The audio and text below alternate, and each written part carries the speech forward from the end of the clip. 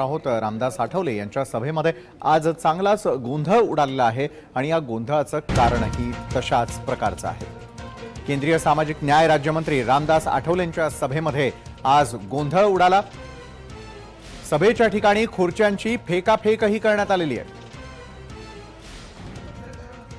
एका वक्त्यानं प्रकाश आंबेडकरांना चोर म्हटल्यामुळे जमाव संतप्त झाला आणि त्यातून हा संपूर्ण प्रकार घडलाय। केंद्रीय सामाजिक न्याय राज्यमंत्री रामदास आठवलेंच्या सभेत गोंधळ झालाय। माधव सावरगावे आमचे प्रतिनिधी, त्यांच्याकडून या संदर्भात आपण अधिक माहिती घेणार आहोत। माधव, आज सभेच्या ठिकाणी नेमकं काय झालं? अजिंक्य, आज डॉक्टर बाबासाहेब आंबेडकर मराठवाडा विद्यापीठाचा नामविस्तार दिन आहे।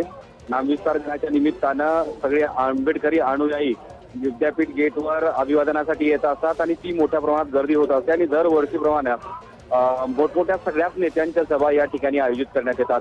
त्यातच रामदास आठवले यांची सभा होती। ही सभा सध्या सुरू आहे। सभा सुरू झाल्यानंतर शेळके नावाच्या एका व्यक्तीनं डॉक्टर बाबासाहेब आंबेडकरांचे नातू हे चोर आहेत असं वक्तव्य केलं। त्यानंतर लोकांचा संताप आणि त्या संतापाचा उद्रेक इथं पाहायला मिळाला।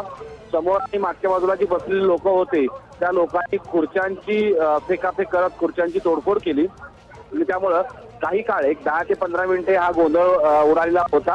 मात्र सगळ्यांना आवाहन करण्यात आलं होतं की सगळीच आंबेडकरी जनता आहे, सगळे डॉक्टर बाबासाहेब आंबेडकरांवर प्रेम करणारी माणसं आहेत, त्यामुळं इथे कुठेही एका मोठ्या व्यक्तीनं वक्तव्य केलेलं नाही तर शांत बसावं।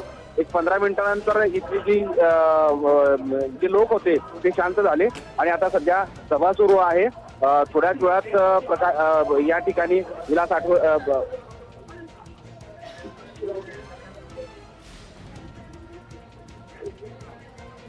धन्यवाद माधव, आपण दिलेल्या सविस्तर माहितीसाठी।